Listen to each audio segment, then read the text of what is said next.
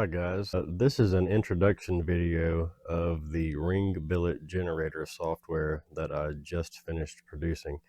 Now it's listed on our website, but I wanted to give you guys a quick rundown visually and in video format of how to use it, what it does, and kind of cover everything that you're going to get and its functionality.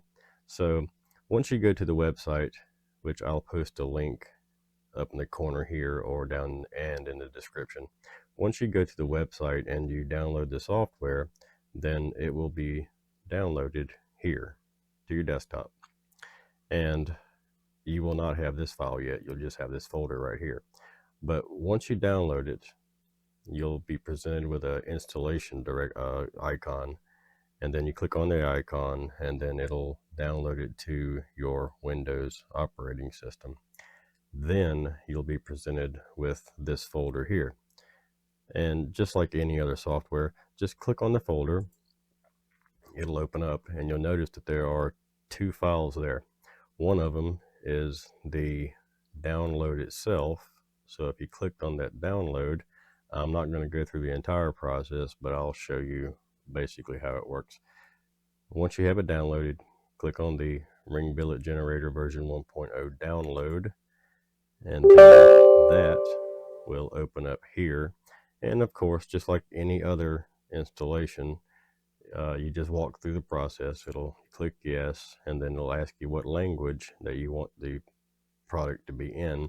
Click the drop down list and then pick the language that you want to use, and I have about every language covered in this version. And of course we are in English. Click OK. When you click OK, you have a license agreement. Go through the license agreement, click on I accept, then click on next, and then it'll ask you if you want to create a desktop icon.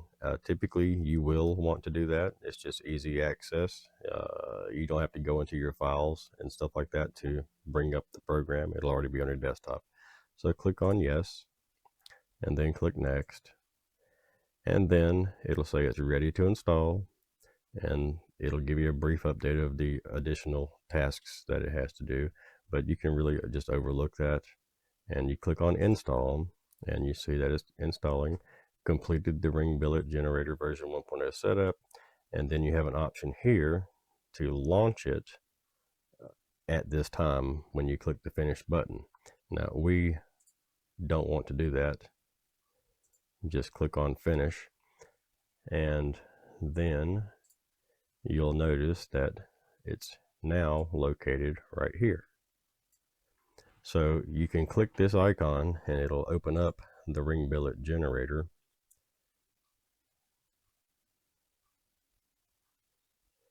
And there we go. Now this one, you can move it around your desktop. You can maximize it if you want to. Better and cleaner user interface. And we'll leave it in that position for now, so I can just cover the functionality of the software. Now I'm going to give you a rundown of all the options that you have with this software and what each one of them do. Now the first thing that you're going to see up at the very top here, of course, it says Ring Billet Generator 1.0 by Chris Walker, Abilities Innovations. Then it gives you a brief description of what it does, and then the next one down, it says please select inches or millimeters. Now what this option is, if you click it, you'll see a drop down list. If your machine, and if your machine is set up for inches, then you obviously want to click inches. If it's set up for millimeters, then you obviously want to click millimeters. It's all depending on where you're located. If you're in Canada or the UA, you may be using millimeters, and probably are. If you're in America, you're probably going to be using inches.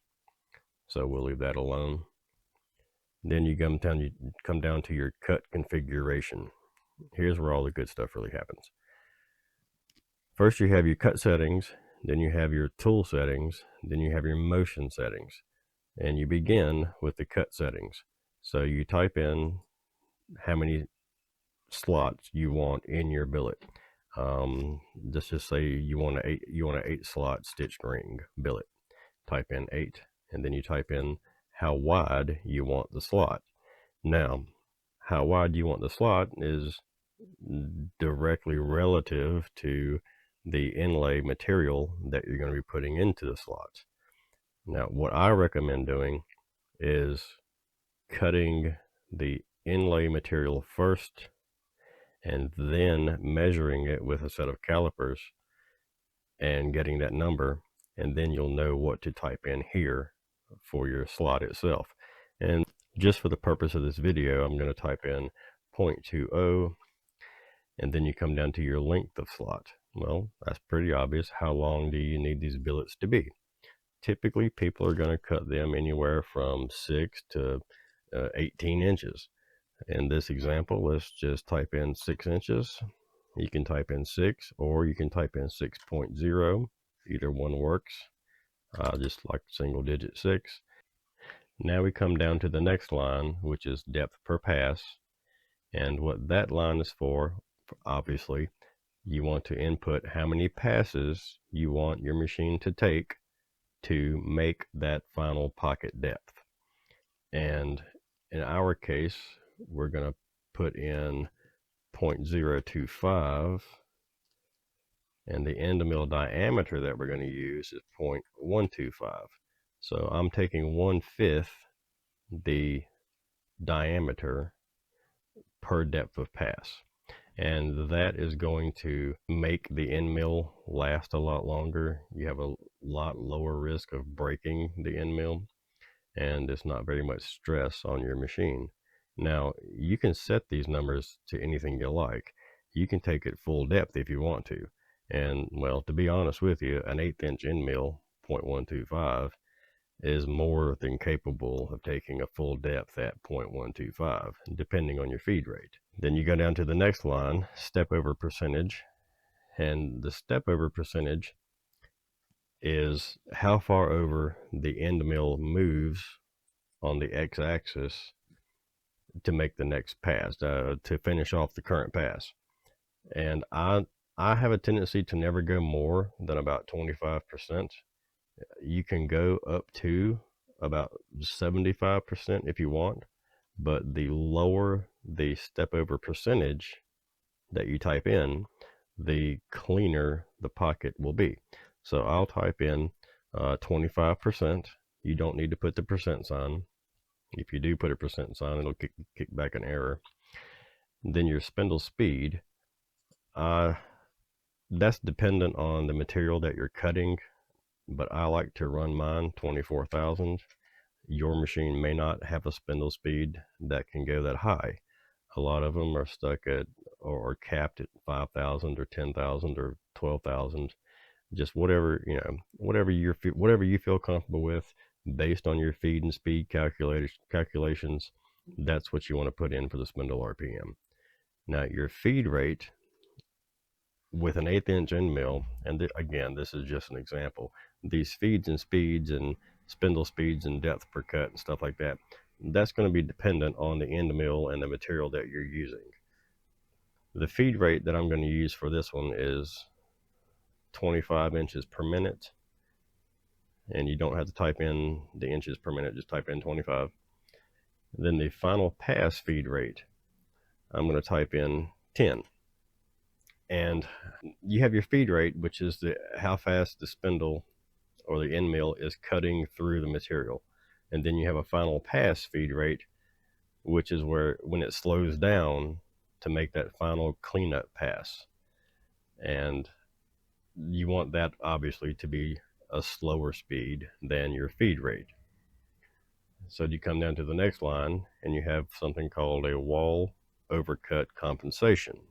I put this into the program because you're going to run into situations from time to time where, either due to machine rigidity or end mill deflection, the pocket isn't going to be quite the same size as the material that you intend on putting into the pocket. So by using your overcut compensation, you can allow for that. Now in this case, I'll put an example of 3.5 thousandths. So what that means is when I typed in that 3.5 thousandths, now is going to cut that pocket 3.5 thousandths larger than what you typed in up here on the width of slot. And that helps you to get the width of that pocket just the right size for the inlay that you want to put into it. And then you come down to the last line, which is your safe Z rapids. And the safe Z rapid is when the spindle on the Z axis, rather, it raises up to a safe height before it begins to make a move and perform an operation or an action. And you want that Z axis to rise and get out of the way, so as it travels across the machine, it doesn't crash into a headstock or a tailstock or a clamp bolt or something like that and break off your end mill. So what I do is I always put mine at 0.25, so a quarter inch. And then at that point, you have everything filled in, and all you have to do is click on Generate G-Code. But before you do this, there is some testing that you can do preemptively to make sure that it's going to work out the way you had intended. So what you can do here is you can click on Preview Toolpath. So let's do that. And you'll notice that another window pops up. And I designed this one to be interactive, so you can just move it around and you can see the toolpaths. And it will show you how many passes it's going to take, but you can actually modify this. Notice underneath of this, it doesn't have any definitive material. Let's take care of that. Over here, it says show solid pocket. Check that and then come back and hit preview toolpath. Now you notice that the pocket width is now established, and you can see what is going to happen when it finishes cutting. And considering that I typed in earlier 0.2 as far as width of pocket, you'll see here this is your 0 on your X, and it comes over 0.10, and then it goes other side 0.10, and that in relation to the center line gives you your 0.20. So that's one way of checking and verifying that everything is working the way you intend. Now again, it is fully interactive. So there's another way to check it in real time. But in order to use that and utilize the simulate G-code function, you have to save the G-code first. So click on Generate G-code. When you click on Generate G-code, it's going to populate it behind the scenes, and then you have to pick a place to put it, and you have to call it something. Let's just call this one Test Billets. And then save it to a flash drive or wherever you'd like to save it, and then click on Save. Pop-up will appear that says Success, Save Complete. Thank you for using Ring Billet Generator by Beards Innovations LLC. That tells you that it was a successful operation. The G-code was generated and now saved to wherever you chose to save it. Click on OK. Now you can click Simulate G-code. Once you click the Simulate G-code, it's going to come up with the last place that you saved something. And in my case, it was a flash drive.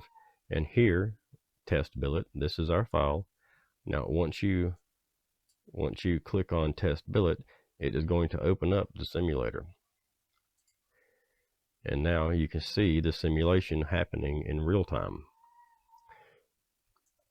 And again, this is all interactive.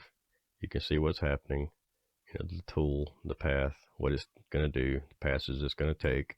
And you'll notice that right here, this is the path that it's taking. I'm sorry about that. There you go. This is the path that it's taking to cut the pocket depth. Once it gets down to the final pocket depth, it's going to come back, and you see this little line right here. It goes here, here, and back up. It's going to make one more final pass. This is your cleanup pass. And that's what's going to clean out the pocket, any little extra chips and fuzzies and stuff like that, and make the pocket nice and neat for you. And that, it's as simple as that. I mean, it really doesn't get much easier, and it takes a lot of work and programming off of you. And now there's one more feature that you can use, and that is your flip y-axis right here. If you click on the flip y-axis, it'll check it, and then what it'll do, I don't know. All right, here's the thing. I don't know how each person has their machine set up. Some have their y-axis positive going towards the tailstock. Some have their y-axis negative going towards tailstock. So if you run this program and it is running backwards on your y-axis, just click on flip y-axis and then generate the program, and it'll take care of that problem. Now let's close out here, and I want to show you the user manual as well. So in that file that you downloaded, you'll see Ring Billet Generator user manual. Click on that, and it's a PDF file. Let's just enlarge this to my screen. It's a PDF file, and I'm not going to go through this line by line, but I will scroll down and let you see the basics. You know, we covered, well, let's start from the top. You have the introduction, and then you have your machine safety and PPE guidelines, and then we have units selection. It tells you how to pick that. It's basically telling you everything that I just covered earlier. And then you have your main input panel preview, and I put little preview screens on within the user manual, and I have little warnings, and I'll have pro tips and stuff like that in the manual as well. Like right here, you have pro tip, example, start low, and then it's going to guide you throughout the entire process. And yes, of course, it gives you a basic explanation of what each window does. And then you have your preview toolpath area. I go over the same thing. And generate G code, same thing. And then you have simulate G code playback, which is the same thing we just covered as well. Again, I just want to give you a rundown of the user manual. And then you have your success message that we just covered. And then you have an example of what the ring billet is going to look like when you get done. Now, with this right here, if the ring billet is 4 inches, I say 4. If the ring billet is 3 inches or less in length, then you don't necessarily need to have it supported by a tailstock. If it is more than 3 inches, say for example you're cutting a 12-inch piece, well, obviously you want to have a tailstock here to support the other end. Then you come into your final notes and best practices, and I even included a troubleshooting guide in the back or at the end of the user manual. And also, if you run into any problems, there is an email link here directly to me, and you can email me and I can help you with whatever issue you may have. And then I also included some advanced machining strategies in there as well. And that is about it, guys. That wraps it up, and that to me is as user friendly as it could possibly be. I hope you enjoyed that. I hope that this software you find to be very useful. And if you would like to inquire about getting the software and you don't have it yet, just mention it to me in the comments, and I'll help you out. I appreciate it, guys, and thanks a lot.